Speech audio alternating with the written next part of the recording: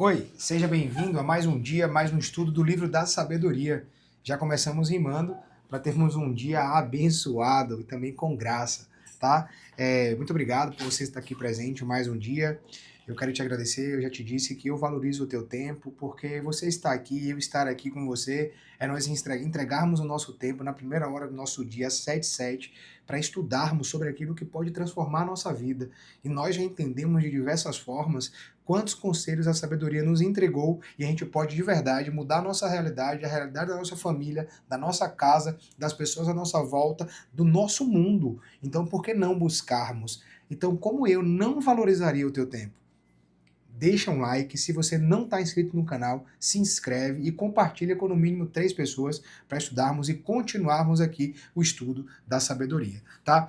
No capítulo 28, nós vamos entender algumas coisas muito importantes aqui, como sempre, né? Coragem, consciência, justiça e perversão.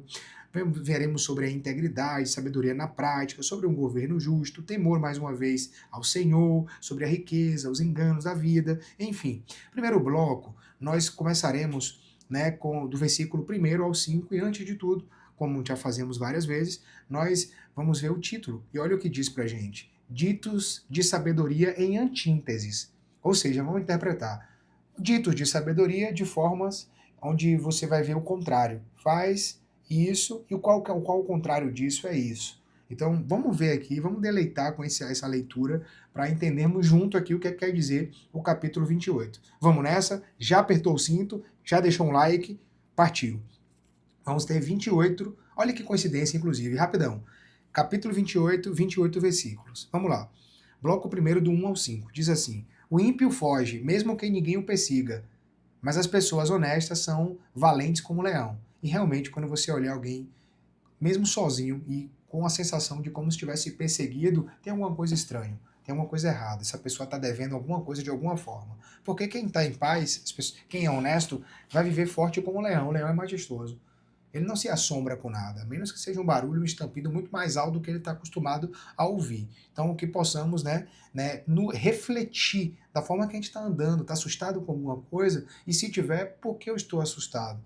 Se tiver automaticamente fazendo alguma coisa que não agrada, né, a Deus, ao Senhor e à sociedade, é momento de refletir. No versículo 2 diz assim: quando um país está em revolta, os chefes se multiplicam, mas apenas um líder sábio consegue manter a ordem. E aqui ele já dá diferença entre chefia e liderança. Tá? E aqui eu não vou abrir sobre isso, eu posso fazer um vídeo. Se você quiser, deixa um like aí e comenta: eu quero um vídeo sobre chefia e liderança. Eu tenho uma visão, uma perspectiva diferente de te mostrar isso na prática, de como diferenciar um líder e um chefe, e no final você vai escolher o que você quer ser. Eu fiz essa escolha no passado e deu certo. Agora, para eu fazer esse vídeo, eu quero que você comente. Se você comentar, eu quero esse vídeo da chefia e liderança, eu já faço para o mais rápido possível, tá bom? Então, tá dizendo, vai no dia de revolta, né, vai ter muitos chefes, certo? Mas um líder sábio vai manter a ordem. Versículo 3. Um pobre que sobe ao poder e oprime os pobres, é como um furacão que chega de súbito, acaba com a plantação e destrói tudo à sua volta. Concordo. Os que abandonam a lei louvam o ímpio, os que observam a lei o repreendem. As pessoas más não entendem o sentido do direito, mas os que buscam Yahvé, o Senhor, compreendem perfeitamente o direito, a justiça, a integridade, porque a sabedoria mostra o caminho sem sombra de dúvidas. Bloco 2 vai do versículo 6 ao versículo 12. É melhor o pobre que se mantém íntegro do que o pobre que se mantém íntegro que o de atitudes perversas, ainda que rico. Ou seja, é melhor ser pobre sendo justo do que ser rico sendo perverso. Quem guarda a lei é filho inteligente, mas quem anda em más companhias entristece e envergonha seus pais. Quem aumenta seus bens por meio de juros escorrachantes, ajunta para alguma outra pessoa que será bondosa para com os necessitados. Ou seja, aqui está dizendo para quem é agiota. Está botando juros sobre juros e abusivo demais, está dizendo que você vai até juntar alguma coisa. Mas logo que está na sua mão vai ser transferido para uma pessoa que será bondosa com quem é humilde, com quem é necessitado. Versículo 9. É melhor o quê? Só um parênteses, é melhor aproveitar agora e não deixar para depois. O que desvia e parar de oprimir também, porque é uma maneira de opressão. Versículo 9. O que desvia o ouvido para não ouvir a lei, até mesmo a sua oração se torna abominável. Quem engana um homem honesto e o induz a praticar o mal, cairá em sua própria armadilha. Entretanto, quem é justo será grandemente recompensado. Ou seja, olha as antíteses, o honesto faz isso, o desonesto faz isso. O honesto recebe isso, o desonesto recebe aquilo. No final, cabe eu e você o quê? Escolher. Versículo 11. O rico arrogante é poderoso a seus próprios olhos, mas o pobre que é inteligente conhece muito bem. Quando os justos triunfam, versículo 12, a grande glória. Quando os ímpios tomam o poder, o povo corre em busca de um lugar para se esconder. É bem forte isso aqui, tá? Vamos avançar. Bloco 3, versículo 13 ao 18, que diz assim: quem camufla suas faltas jamais alcançará sucesso. Em outras versões, prosperidade, jamais alcançará prosperidade, sucesso. Mas quem as reconhece, confessa e abandona, recebe a compaixão de Deus. Outras versões assim: aquele que confessa e deixa alcança a misericórdia. Aquele que esconde não prosperará, tá? E aqui não precisa nem explicar. Feliz é a pessoa que vive sempre no temor do Senhor, mas o indiferente e o que se revolta contra o Senhor cairão em desgraça. Versículo 15. Leão rugindo e urso feroz. É o ímpio governando um povo enfraquecido. E como hoje, infelizmente, está cheio de governantes assim. As pessoas enfraquecidas, né? E o ímpio governando, chicoteando, destruindo o povo. Mas o povo tem o que merece também. Eu entendo por esse lado. Um príncipe sem inteligência multiplica as extorsões, mas aquele que detesta a desonestidade governará por muito tempo. Ou seja, o governo eterno. Além do governo humano, o governo eterno. A humanidade passou por uma grande mudança e eu acredito que nesse ano 2026 a moeda das pessoas serão pagas para as pessoas. Na verdade, o que eu quero dizer para você com isso? É uma teoria que eu poderia fazer em um outro vídeo para explicar para você. Eu quero dizer que durante muito tempo as pessoas honestas ficaram esquecidas, desvalorizadas. Só que Deus ele vem contemplando.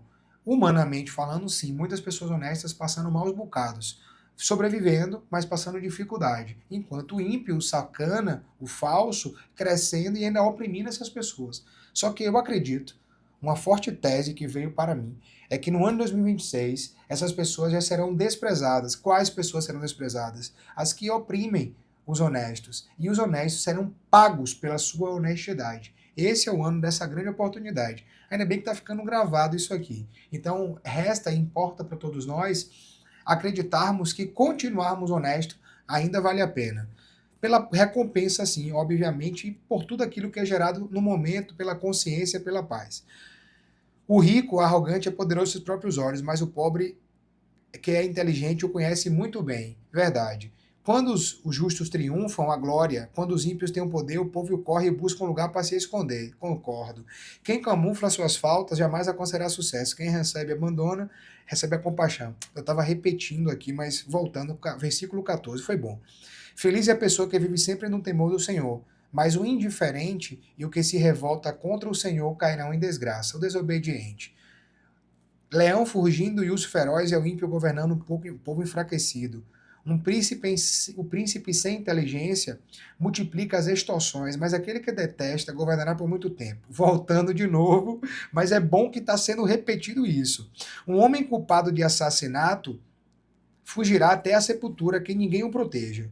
Ou seja, vai ter que ser perseguido até a sepultura. Certa feita eu fiz um júri como advogado, defensor dativo, e houve uma condenação, essa pessoa estava em outro lugar.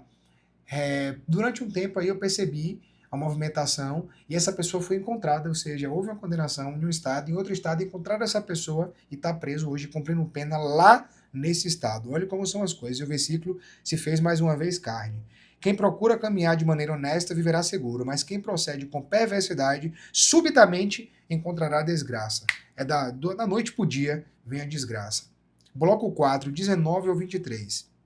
19 diz assim: quem cultiva a sua terra sacia-se do pão. Quem persegue ilusões se fartará de misérias. Ou seja, fazer o que tem que ser feito naquilo que você foi chamado, buscando sempre, aspirando o melhor, anseiando o melhor, né, ambicionando o melhor, mas fazer o que tem que ser feito. Melhor fazer o que tem que ser feito, mesmo a terra seca, do que vivendo de ilusão, porque aí vai viver na miséria. Versículo 20, o homem leal recebe muitas bênçãos, mas quem se apressa para enriquecer não ficará impune. As riquezas fáceis, enganosas, fajutas.